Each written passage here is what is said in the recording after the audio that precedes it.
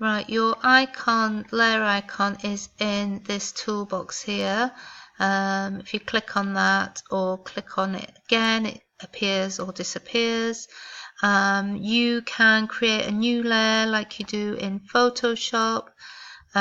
You can click and drag and delete that layer.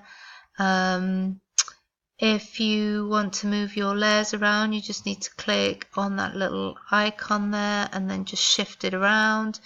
You can make the layer appear or disappear by clicking on the icon toggles.